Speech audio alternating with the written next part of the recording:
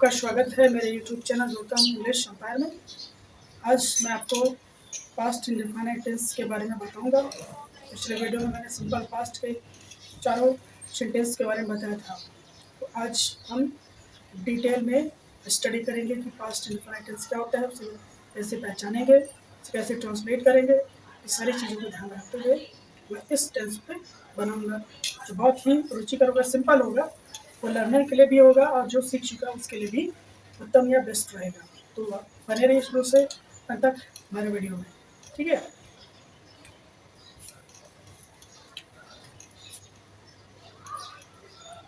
Past indefinite tense, past indefinite tense मैंने बता दिया है कि पास्ट की जो इंसिडेंट्स होती हैं उसका स्टडी करते हैं। इंडेफिनिट का मतलब होता है अनसर्टेन, जो निश्चित ना हो। टेंस ह्यूमन टाइम मैंने बता रखा है, यानी कि भूत अनिश्चित काल के बारे में हम बात करेंगे। तो इसका जो सबसे अच्छा तरीका है कि कोई भी चीज़ हो पहले उसके बारे में हमें अच्छे से ये है कि उसके बारे में डिफिनेशन लिख लेनी चाहिए कि डिफिनेशन बहुत ज़रूरी चीज़ होती है।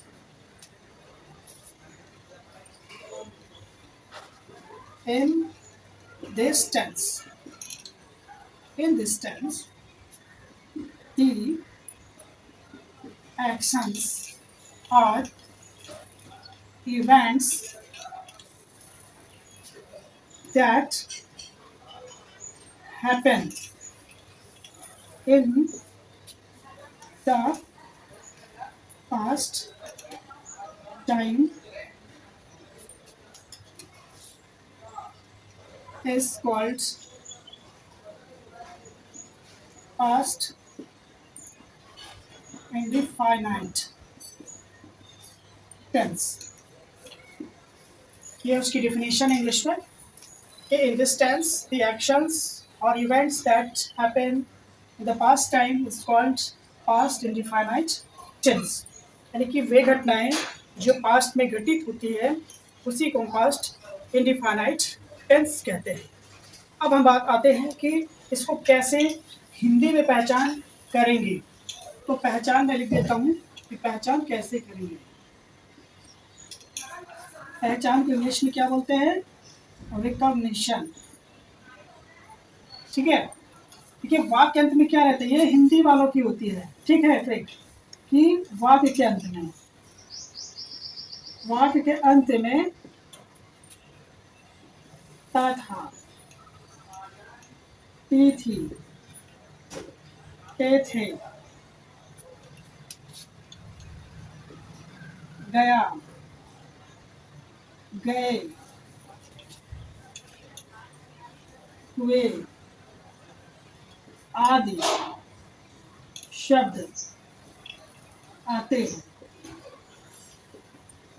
ठीक है।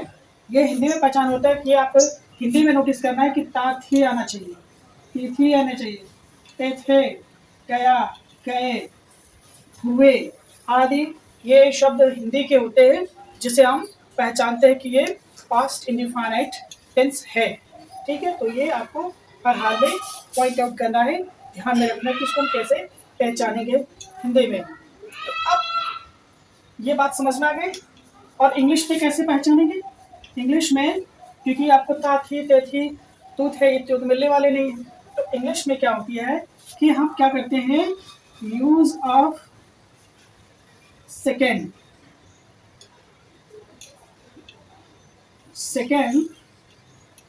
फॉर्म ऑफ वर्ब, यानी कि आप चाहे तो वो आपकी जिन्हें सेकेंड फॉर्म कहते हैं वो यूज करिए, ठीक है।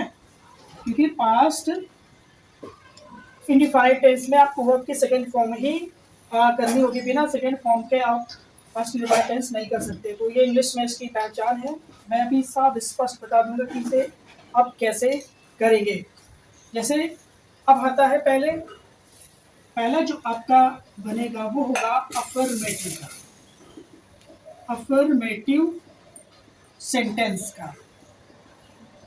अफर्मेटिव सेंटेंसेस होगा तो इसका सबसे अच्छा है कि स्ट्रक्चर बना लिया जाए। सबसे पहले आप सब्जेक्ट लिखिए, वो आपकी सेकंड फॉर्म लगाइए, फिर आपका ऑब्जेक्ट आ जाता है, फिर अदर वर्ड्स आ जाते हैं। ये स्ट्रक्चर, अगर इस स्ट्रक्चर को आपने अच्छे से सीख लिया तो 100% आप पास्ट टेंस, पास्ट इंडेफिनाइट का कितना भी ट्रांसलेशन टफ क्यों ना हो, आसानी से आप कर ले जाएंगे।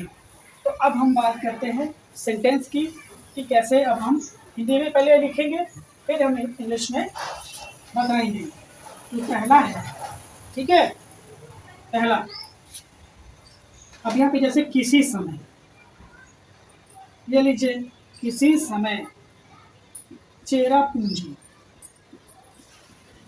चेरा पूंजी, वर्षा, वर्षा प्रदेश समझा जाता था। ये देखिए, ये ध्यान रखना, था आ गया तो आप तुरंत पहचान गए ये पास्ट इंडेफिनिट का है। तो सबसे पहले आपको यह देखना है कि सब्जेक्ट को पहले पता करना है, फिर आपको वर्ब पता करनी है, फिर ऑब्जेक्ट क्या है, फिर अदर वर्ड्स है।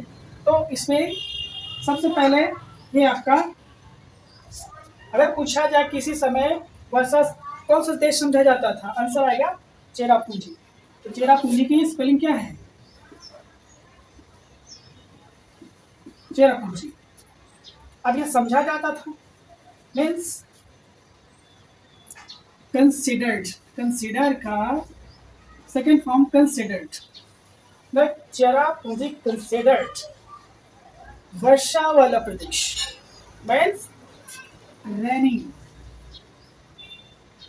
अब प्रदेश है स्टेट,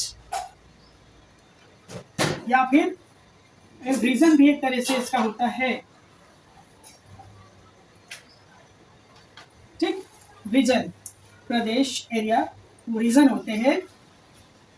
कब समझा जाता था, किसी समय, मतलब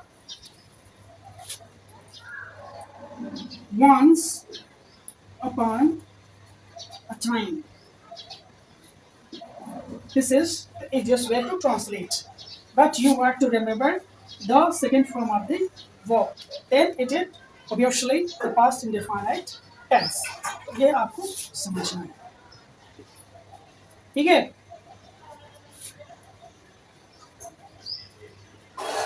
गणित के प्राध्यापक, प्राध्यापक, प्राध्यापक तो आप सब जानते ही होंगे, व्हाट मीन्स ऑफ प्राध्यापक,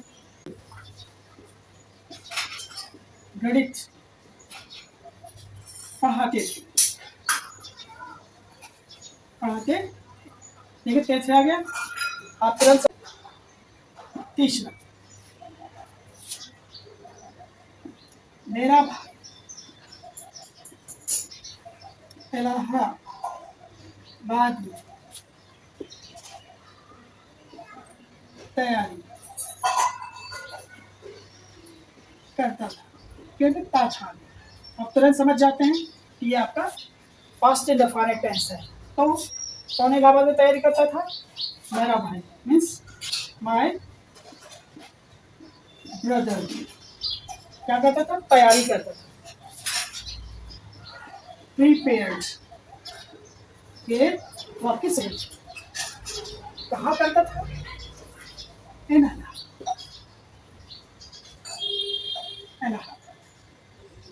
ये आपका इलाहाबाद, देख रहे हैं। It is a very easy technique to translate into English.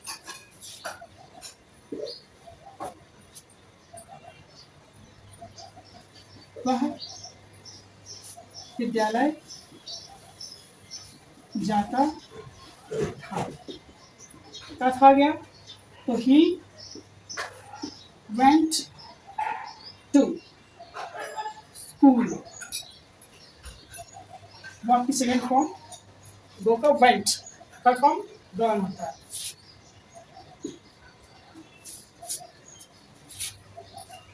शरिता वापस लौट आई। अब ये लो, मैंने बताना कि अब यहाँ पे गया है, हुए है, आई, तो ये सब जो होते हैं वो आपके क्या होते हैं, पास्ट इंडिफाइनाइट होते हैं, तो इसलिए डोंट वरी डैट। तो अब यहाँ पे क्या हो जाएगा, सरिता वापस लौट आई, मीन्स रिटर्न, रिटर्न, बस इतना करना है। आप देख रहे हैं कि कितने बड़े बड़े टेंस को या सेंटेंस हो आप उन्हें बहुत ही इजीली से ट्रांसलेट कर सकते हैं। अब यहाँ पे देखो, सुबह सुबह बगीचे में फूल खिल गए, खिल गए, ये देखो पता चल गया कि पास्ट इंडेफिनिट का है। तो अब यहाँ पे कौन खिल गया है, फूल खिल गया है, मीन्स फ्लावर्स, फ्लावर्स खिल गए, means bloomed,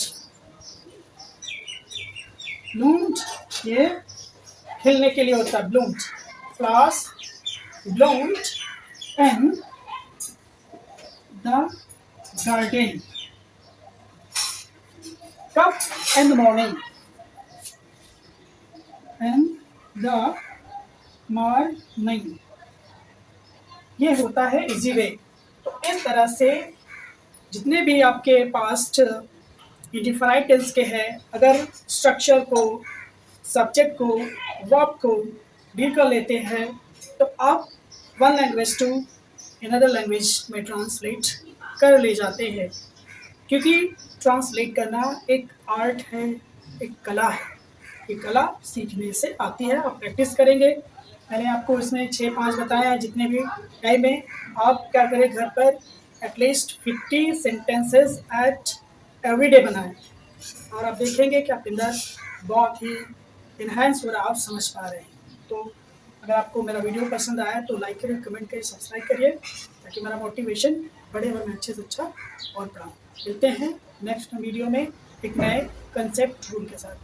thank you so much.